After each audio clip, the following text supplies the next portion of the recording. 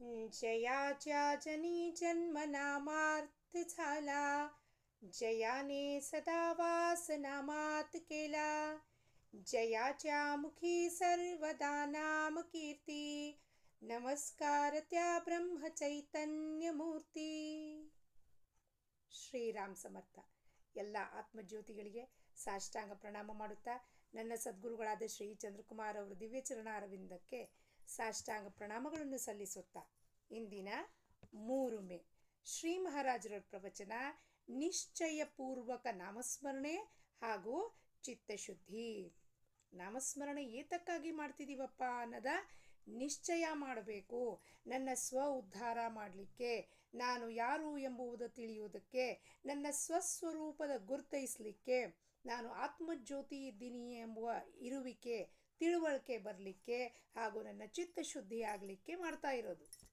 ಸದ್ಗುರು ಮುಖೇಣ ಬಂದಿದ್ದು ನಾಮದ ಅನುಗ್ರಹ ಅತ್ಯಂತ ಅಲೌಕಿಕ ದಿವ್ಯವಾದದ್ದು ಹಾಗೂ ಶಕ್ತಿಶಾಲಿ. ಆ ಒಂದು ನಾಮದ ಬೀಜ ಏನು ನಮ್ಮಲ್ಲಿ ನಮ್ಮ ಚಿತ್ತದಲ್ಲಿ ಏನು ಬಿತ್ತುತ್ತಾನೋ ಸದ್ಗುರುನಾಥ, ಅದರಲ್ಲೇ ಜ್ಞಾನ, ಭಕ್ತಿ, ವೈರಾಗ್ಯ, ಮೋಕ್ಷ, ಆತ್ಮ ಸಾಕ್ಷಾತ್ಕಾರ ಎಲ್ಲ ಶಬ್ದಗಳನ್ನು ನೀವು ಹಾಕಿದ್ರೂ ಕೂಡ ಆ ಕೊಟ್ಟಿದ್ದ ಶಕ್ತಿ ಅನುಗ್ರಹಕ್ಕೆ ಸರಿಸಮಾನವಾದದಲ್ಲ.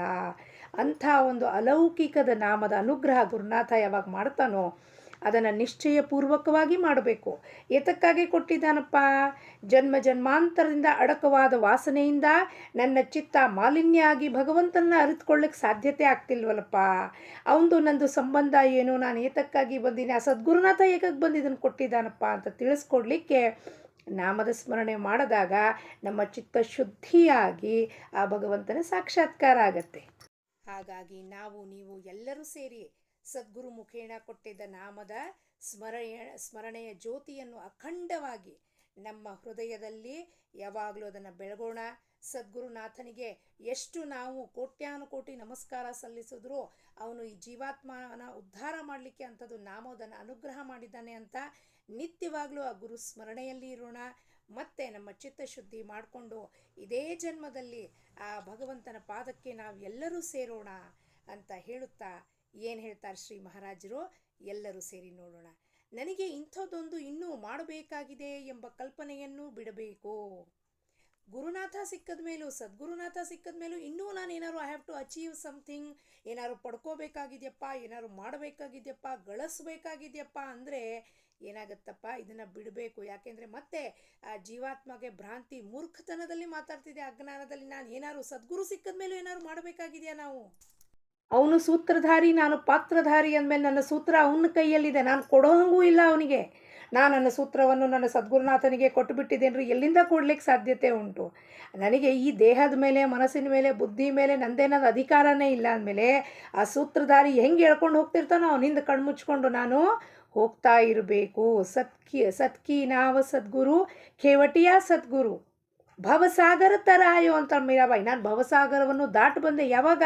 ರವಿದಾಸರು ಅವ್ರ ಗುರುಗಳಾದಾಗ, ಮೀರಾಬಾಯಿ ಗುರುಗಳಾದಾಗ ಹೇಳ್ತಾಳೆ, ನಾನು ಭವಸಾಗರವನ್ನೇ ದಾಟಿ ಬಂದಿದ್ದೆ. ಅಂಥ ಒಂದು ವಿಲಕ್ಷಣವಾದ ನಂಬಿಕೆ ಇದ್ದಾಗ ನಾನು ಏನು ಮಾಡಬೇಕು ಅನ್ನೋ ಕಲ್ಪನೆ, imagination is lost, that I have to do something. Doing is claiming the doership. ಈಗ ನಾನು ಭಗವಂತನವನಾದೇನು, ಇನ್ನು ನನಗೆ ಮಾಡುವುದೇನೂ ಇರುವುದಿಲ್ಲ ಎಂಬ ಮನಸ್ಥಿತಿ ಉಂಟಾಗಬೇಕು.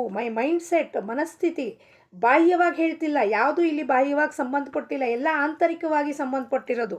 ಯಾಕೆಂದರೆ ಮತ್ತೆ ಈ ಅಜ್ಞಾನಿ ಜೀವ ಮಾತಾಡೋದು ಪ್ರಶ್ನೆ, ಅಲ್ರಿ ನಾನು ಅಡುಗೆ ಮಾಡೋಂಗಿಲ್ವೇನ್ರಿ, ಮಕ್ಕಳಿಗೆ ಸ್ಕೂಲಿಗೆ ಬಿಡೋಂಗಿಲ್ವೇನ್ರಿ, ಬ್ಯಾಂಕಿಗೆ ಚೆಕ್ ಹಾಕೋಂಗಿಲ್ವೇನ್ರಿ, ಒಂದು ಕಡೆ ಹೋಗಬೇಕಾಗಿಲ್ಲ. ಅದೆಲ್ಲ ಕೆಲಸ ದೇಹದ ಮುಖೇಣ ಮಾಡ್ತಿರೋಕ್ಕೆ ಪ್ರೇರೇಪಿಸ್ತಿರೋದು ಭಗವಂತನೇ, ಸದ್ಗುರುನಾಥನೇ.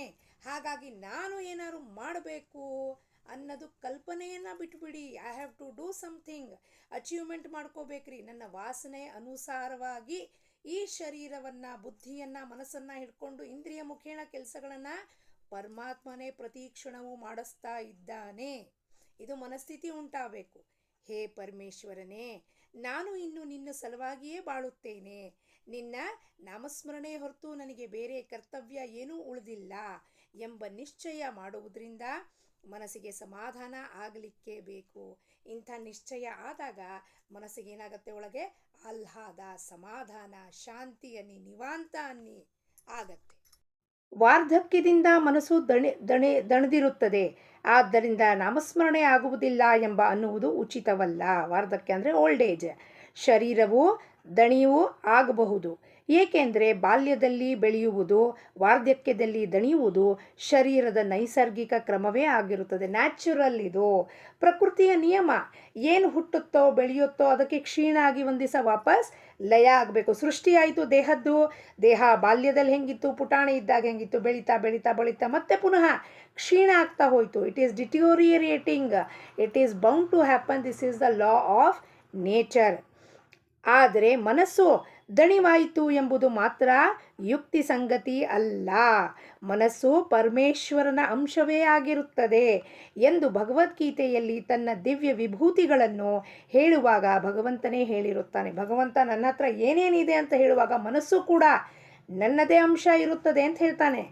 ಆ ಮನಸ್ಸು ಅವನದೇ ದಿವ್ಯವಾದ ಅಂಶ ಆದಮೇಲೆ ಏನು ಹೇಳ್ತಾರೆ ಅಮೃತ ಬಿಂದು ಉಪನಿಷದಲ್ಲಿ, ಮನೋ ಏವ ಮನುಷ್ಯಾಣಂ ಕಾರಣಂ ಬಂಧ ಮೋಕ್ಷಯೋ ಬಂಧಾಯ ವಿಷಯಾತ್ ಸಂಗೋ ಮುಕ್ತಿರ್ನಿರ್ವಿಷಯಂ ಸ್ಮೃತಂ.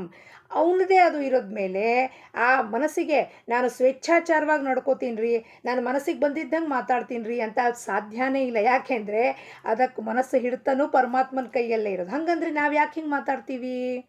ಅಜ್ಞಾನನೂ ಭಗವಂತನೇ ಕೊಟ್ಟಿರೋದು, ಜ್ಞಾನವೂ ಭಗವಂತನೇ ಕೊಟ್ಟಿರೋದು. ಅಜ್ಞಾನದಿಂದ ಜ್ಞಾನ ಮುಚ್ಚಿಟ್ಟಿರ್ತಾನೆ. ಅಜ್ಞಾನದಿಂದ ಯಾಕೆ ತಿರ್ಗಾ ವಾಪಸ್ ನಾವು ಅವನ ಹತ್ರ ಹೋಗಬೇಕು? ಅದಕ್ಕೆ ಅಜ್ಞಾನದಲ್ಲಿ ಯಾರು ಮಾತಾಡಿಸ್ತಿದ್ದ? ಅವನೇ ಮಾತಾಡಿಸ್ತಾನೆ. ಯಾಕೆ? ಅಜ್ಞಾನದಲ್ಲಿ ಮಾತಾಡಿದಾಗ ಮಾತ್ರ, ಆ ನೋವು ಪೆಟ್ಟು ನಿನಗೆ ಆದಾಗ ಮಾತ್ರ ನಿನಗೆ ಯಾರೋ ಒಬ್ಬ ಹೈಯರ್ ಪವರ್ ಇದ್ದಾನೆ ನನ್ನನ್ನು ಕಂಟ್ರೋಲ್ ಮಾಡೋನು ಎಂಬುವ ಜ್ಞಾನವನ್ನು ಅವನೇ ತಿಳಿಸ್ಕೊಡ್ತಾನೆ ನಮಗೆ. ಇಲ್ಲಾಂದರೆ ಅಲ್ಲಿ ತನಕ ಮನಸ್ಸು ಸ್ವೇಚ್ಛಾಚಾರವಾಗಿ ಬದುಕ್ತಾ ಇರುತ್ತೆ. ನಾವೆಲ್ಲ ಪ್ರಾಪಂಚಿಕ ಜನರು. ಗುರು ಹತ್ರ ಬರೋಕ್ಕಿಂತ ಮುಂಚೆ ನಮ್ಮ ಮನಸ್ಸಿನಂತೆ ಬದುಕ್ತಾ ಇದ್ವಿ.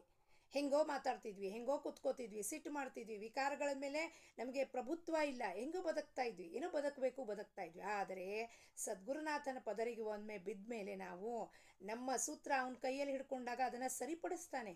ಕುಂಬಾರನಂತೆ ಹೊರಗಡೆಯಿಂದ ಪೆಟ್ಟು ಕೊಟ್ಟು ಒಳಗಿಂದ ಅದನ್ನು ಸುಂದರವಾಗಿ ಗಡಿಗೆ ಮಾಡುವಂಥ ರೂಪಾಂತರ ಟ್ರಾನ್ಸ್ಫಾರ್ಮೇಷನ್ ಜೀವಾತ್ಮನಿಂದ ಪರಮಾತ್ಮನ ಕಡೆಗೆ, ದೇಹ ಭಾವದಿಂದ ದೇವತ್ವದ ಕಡೆಗೆ ಆ ಗುರುನಾಥ ನಮ್ಮನ್ನು ಕರ್ಕೊಂಡೋಗಿ ನೀನು ಪರಮೇಶ್ವರನ ಅಂಶವೇ ಆಗಿರುತ್ತೀಯಪ್ಪ.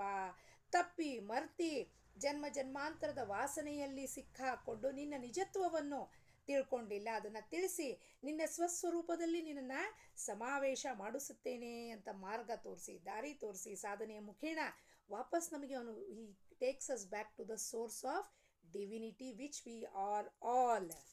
ಹಾಗಾಗಿ ನಾವೆಲ್ಲರೂ ಪರಮೇಶ್ವರನ ಅಂಶನೇ. ಆದರೆ ನಾವು ಮರ್ತೋಗ್ಬಿಟ್ಟಿದ್ದೀವಿ, ವಿ ಆರ್ ಡಿವೈನ್ ಅನ್ನೋದು ಮರ್ತೋಗ್ಬಿಟ್ಟಿದ್ದೀವಿ.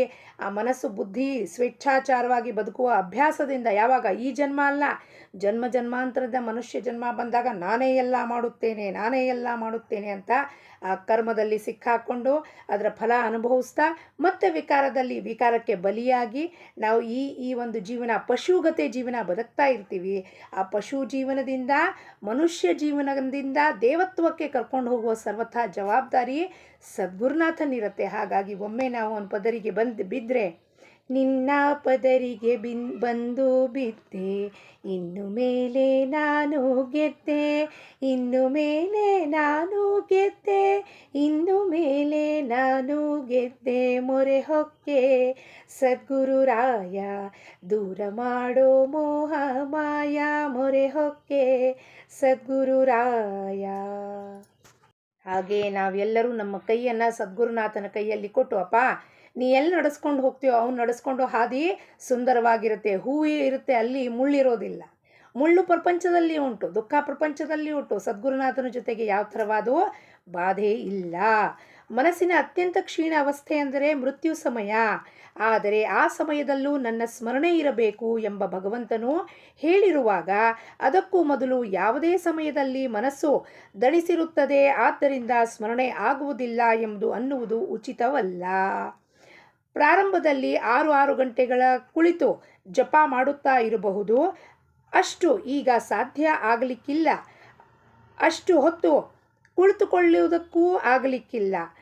ಮಧ್ಯದಲ್ಲಿ ನಿದ್ರೆಯೂ ಹತ್ತಬಹುದು ಎಂಬುದೆಲ್ಲವೋ ಮಾನ್ಯವಿದೆ. ನೋಡಿ ಮಹಾರಾಜರಿಗೆ ನಮ್ಮ ಮೇಲೆ ಎಷ್ಟು ಕರುಣೆ ಇದೆ ಅಂದರೆ, ಗ್ರಾಂಟೆಡ್, ಕನ್ಸೆಷನ್ ಇಸ್ ಗಿವನ್.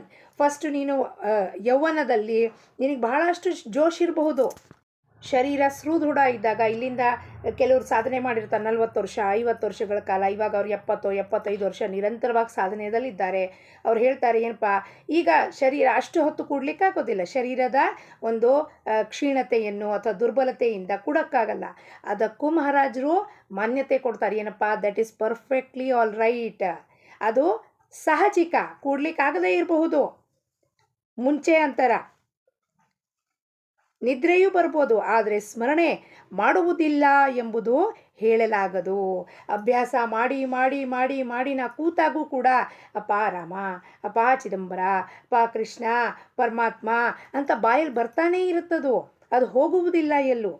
ಮನಸ್ಸು ದಣಿವಾಯಿತು ಎಂಬುದು ನಿಜವಾದ ಕಾರಣವಾಗದಿರದೆ ಮನಸ್ಸಿನ ಅನೇಕ ಉಪಾಧಿಗಳು ನಿಜವಾದ ಕಾರಣಗಳಾಗಿರುತ್ತದೆ. ಆದ್ದರಿಂದ ಎಲ್ಲ ಉಪಾಧಿಗಳಿಂದ ಹಾಗೂ ಚಿಂತನೆಗಳಿಂದ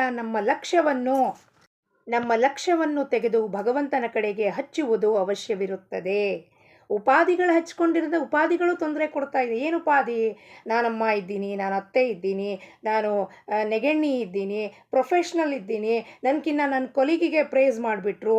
ಇವೆಲ್ಲ ಉಪಾಧಿ ಹಚ್ಕೊಂಡಾಗ, ಜಾಗೃತ ಆದಾಗ ಏನಾಗುತ್ತೆ, ಈ ಉಪಾಧಿಗಳು ನನಗೆ ಬಾಧಕ ಆಗ್ತಾ ಇದೆ. ಇದು ನನ್ನ ಮನಸ್ಸಿಗೆ ಸಮಾಧಾನ ಕೂಡ್ಲಿಕ್ಕೆ ಬಿಡೋದೇ ಇಲ್ಲ. ಉಪಾಧಿಗಳು, ಅಮ್ಮ ಆಗಿ ನನ್ನ ಮಗ ನನ್ನ ಮಾತು ಕೇಳ್ತಾ ಇಲ್ಲ, ಮತ್ತು ಅತ್ತೆ ಆಗಿ ನನ್ನ ಸೊಸೆ ನನ್ನ ಮಾತು ಕೇಳ್ತಾ ಇಲ್ಲ, ಪ್ರೊಫೆಷ್ನಲಿ ನನ್ನ ಬಾಸು ನನ್ನ ಕೆಲಸವನ್ನು ತೆಗೆದು ಬೇರೆಯವ್ರಿಗೆ ಕೊಟ್ಟುಬಿಟ್ರು, ಪರಮಾರ್ಥದಲ್ಲಿ ಬಂದುಬಿಟ್ಟು ಇನ್ನೊಬ್ಬರು ಸಾಧಕರು ನನ್ನ ಮೇಲೆ ಗೆದ್ದುಬಿಟ್ರು. ಸೊ ಇವೆಲ್ಲ ಉಪಾಧಿಗಳು ಹಚ್ಕೊಂಡಾಗ ಏನಾಗತ್ತಪ್ಪ, ಈ ಉಪಾಧಿಗಳು ಬಾಧಕ ಆಗತ್ತೆ ವಿನಃ ನನ್ನ ಮನಸ್ಸು ದಣಿವಾಯಿತು. ಯಾಕೆ ದಣಿವಾಯಿತು? ಯಾಕೆಂದರೆ you lost all your energy is drained out. ನಾಮದ ಸ್ಮರಣೆಯಿಂದ ಬಕೀಟು ತುಂಬಿದ್ದು ಎನರ್ಜಿ ಏನಾಗಿತ್ತು, ಛಿದ್ರಗಳಿದ್ರೆ ಎಲ್ಲ ಎನರ್ಜಿ ಹೊರಟೋಯ್ತು, ಮನಸ್ಸಿಗೆ ದಣಿವಾಯಿತು. ಆಮೇಲೆ ಡ್ರೈನ್ ಔಟ್ ಎನರ್ಜಿ ಆದಮೇಲೆ ಆಯಿತು, ಮತ್ತು ಹಸಿವಾಯಿತು, ಮತ್ತು ಹೋಗುತ್ತೆ, ಅದು ಹೊಟ್ಟೆ ತುಂಬಿಸ್ಕೊಳ್ಳುತ್ತೆ. ಹೊಟ್ಟೆ ತುಂಬಿಸ್ಕೊಂಡು ಕೂಡಲೇ ನಮ್ಮ ಯುಕ್ತ ಆಹಾರ ವಿಹಾರಸ್ಯ ಅಂತ ಭಗವದ್ಗೀತೆಯ 6ನೇ ಅಧ್ಯಾಯದಲ್ಲಿದೆ ಶ್ಲೋಕ. ಏನು? ಆಹಾರ ಹಿಂಗಿರಬೇಕು, ಸಾತ್ವಿಕ ಇರಬೇಕು. ಮನಸ್ಸೀಗ ಡ್ರೈನ್ ಔಟ್ ಆದಮೇಲೆ ಚೆನ್ನಾಗಿ ಹೋಗೋದು ಅದು ರಾಜಸಿಕ ತಮೋಗುಣ ಇರೋದು ಪದಾರ್ಥಗಳೆಲ್ಲ ಚೆನ್ನಾಗಿ ತಿಂದುಬಿಟ್ರೆ ಆಲಸ್ಯ, ಭಯ, ನಿದ್ರೆ ಬಂದು ಕೂಡಲೇ ಮತ್ತೆ ಮಲ್ಕೊಂಡ್ಬಿಡತ್ತೆ. ಮತ್ತೆ ಎನರ್ಜಿ ಸಂಗ್ರಹ ಮಾಡ್ತು ನಾಮದ ಸ್ಮರಣೆಯಿಂದ, ಮತ್ತೆಲ್ಲ ಡ್ರೈನ್ ಔಟ್ ಆಗೋಯ್ತು. ಯಾಕೆ ಮನಸ್ಸಿಗೆ ದಣಿವಾಗುತ್ತೆ? ಉಪಾಧಿಗಳು ಹಚ್ಕೊಳ್ಳಿ. You are claiming, taking all the doership. I am this, I am that, I am this, I have done this. So ನನಗೆ ಮಾನ ಸಮ್ಮಾನ ಕೊಡಲಿಲ್ಲ ನನ್ನ ಮಗ, ನನ್ನ ಮಗಳು ಕೊಡಲಿಲ್ಲ. ಸೊ ಇದೆಲ್ಲ ಎನರ್ಜಿನ ಡ್ರೈನ್ ಔಟ್ ಮಾಡುತ್ತೆ. ಧನ, ಸಂಪತ್ತು ಮುಂತಾದ ಪ್ರಪಂಚದ ಎಲ್ಲ ವಿಷಯಗಳನ್ನು ಮನಸ್ಸಿನಿಂದ ತ್ಯಾಗ ಮಾಡಬೇಕು. ಈ ರೀತಿ ತ್ಯಾಗವನ್ನು ಮಾಡುವುದರಿಂದ ನಮ್ಮ ಧ್ಯೇಯವು ನಿಶ್ಚಿತ ಸಾಧಿಸುವಂದೇ ನಾವು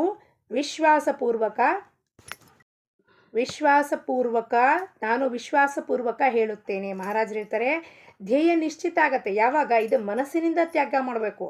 ನಮಗೆ ಕೊಟ್ಟಿರೋದನ್ನು ತ್ಯಾಗ ಮಾಡಲಿಕ್ಕೆ ಹೇಳ್ತಿಲ್ಲ ಮಹಾರಾಜರು.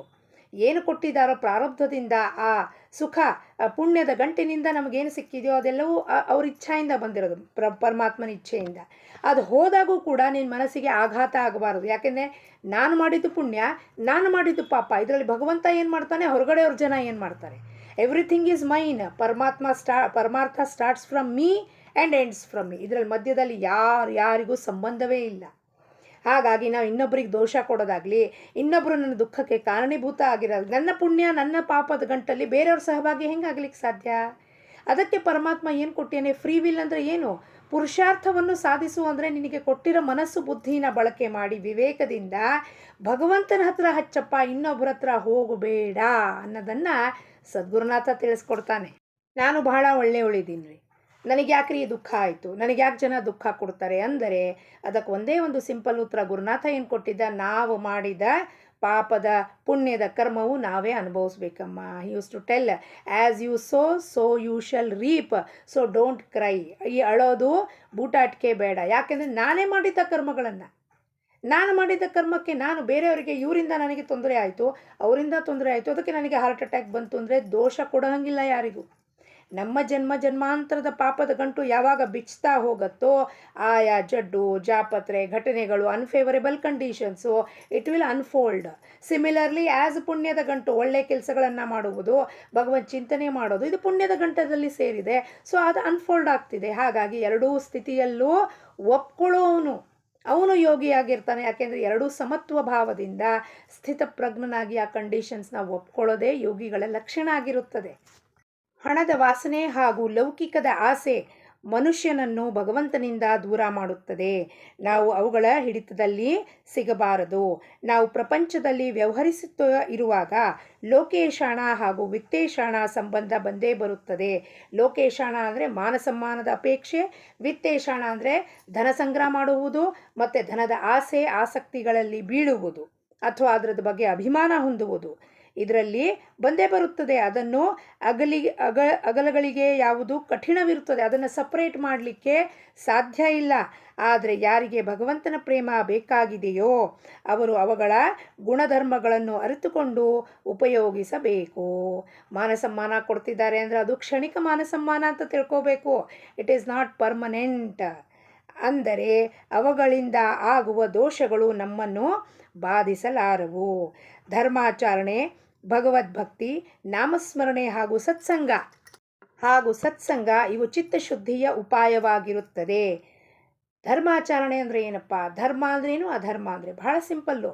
ಧರ್ಮ ಭಗವಂತನ ಸ್ಮರಣೆಯಲ್ಲಿರುವುದು ಧರ್ಮ. ಆ ಸ್ಮರಣೆಯನ್ನು ಬಿಟ್ಟು ಇನ್ನೊಬ್ಬರು ಹಿಂದೆ ಹೋಗುವುದು ಅಧರ್ಮ. ಆವಾಗ ನನ್ನ ಮನಸ್ಸು ವಿವೇಕ ಕಳ್ಕೊಳ್ಳುತ್ತೆ. ಜ್ಞಾನದಿಂದ ಅಜ್ಞಾನಕ್ಕೆ ವಾಪಸ್ ಹೋಗ್ತೀನಿ, ಅವಿದ್ಯೆಗೆ ಹೋಗ್ತೀನಿ. ಇನ್ನೊಬ್ಬರು ಯಾಕೆ ಮಾಡ್ತಿದ್ದಾರೆ, ಏನು ಮಾಡ್ತಿದ್ದಾರೆ ಅದಕ್ಕೂ ನನಗೂ ಸಂಬಂಧವಿಲ್ಲ. ಪೃಥ್ವಿ ಮೇಲೆ ನಾ ಬರುವಾಗ ಒಬ್ಬಳೇ ಬಂದಿದ್ದು ತಾನೆ, ಇನ್ನೊಬ್ರು 4 ಜನನ ಕಟ್ಕೊಂಡ್ಬಂದಿದ್ನ. ಆ ಋಣಾನುಬಂಧನಗಳಿಂದ ಅವರು ಗೋಚರ ಆದಾಗ ಅರ್ಥ ಆಯಿತು, ಇವರು ನಮ್ಮಪ್ಪ, ಇವರು ನಮ್ಮಮ್ಮ, ಇವರು ಆಪ್ತೇಷ್ಟ್ರು. ಯಾವಾಗ ಗೊತ್ತಾಯಿತು? ಈ ಬುದ್ಧಿ ಬಂದಾಗ ಗೊತ್ತಾಯಿತು. ಸಣ್ಣ ಮಗು ಇದ್ದಾಗ ಹಾಸಿಗೆ ಮೇಲೆ ಬಿದ್ದಿದ್ದಾಗ ಮಲಮೂತ್ರ ವಿಸರ್ಜನೆ ಮಾಡುವಾಗ ಯಾರು ಗೊತ್ತಿದ್ರು ಯಾರಿದ್ದಾರೆ ಅಂತ. ಬರುವಾಗ ಬೆತ್ತಲೆ, ಹೋಗುವಾಗ ಬೆತ್ತಲೆ ಅಂದರೆ ಅವ್ರ ಸಂಗತಿಗಳನ್ನು ಯಾಕೆ ಮಾಡ್ತಾ ಇದ್ದೀನಿ, ಅವ್ರ ಹಿಂದೆ ಯಾಕೆ ಹೋಗ್ತಾ ಇದ್ದೀನಿ, ಅದರಿಂದ ಯಾಕೆ ತೊಂದರೆ ಉಂಟು ಮಾಡ್ಕೊಳ್ತಾ ಇದ್ದೀನಿ. ನಾನು ಒಬ್ಬಳೇ ಬಂದಿದ್ದು, ಒಬ್ಬಳೇ ಹೋಗೋಳು. ಸೊ ಈ ನಡುವಿನಲ್ಲಿ ಆಗ್ತಿರೋದು ಸಂಗತಿಗಳನ್ನು ಬಿಡಬೇಕು. ಏನೇ ಮಾಡಿದ್ರೂ ಪರಮಾತ್ಮ ನನ್ನ ಹಿತಕ್ಕೆ, ನನ್ನ ಒಳಿತಕ್ಕೆ, ನನ್ನ ಕಲ್ಯಾಣಕ್ಕೆ ಮಾಡ್ತಾ ಇದ್ದಾನೆ ವಿನಃ ಅದರಲ್ಲಿ ಇನ್ನೇನೂ ಇಲ್ಲ. ಹಾಗಾಗಿ 24 ಗಂಟೆಗಳ ಕಾಲದಲ್ಲಿ ಆಗುವ ಪ್ರತಿಯೊಂದು ಘಟನೆಯು ಪರಮಾತ್ಮನ ಇಚ್ಛೆಯಿಂದ ಆಗ್ತಿದೆ ಅಂತ ಒಪ್ಕೊಂಡಾಗ, ಅಕ್ಸೆಪ್ಟೆನ್ಸ್ ಮಾಡಿದಾಗ there will be no doubt, no questions, no ವಿಕಲ್ಪ. ಈ ಎಲ್ಲ ವಿಷಯಗಳನ್ನು ಒಂದೇ ಶಬ್ದದಲ್ಲಿ ಹೇಳುವುದೆಂದರೆ ಸತ್ಸಂಗ ಎಂದು ಅನ್ನಬಹುದು.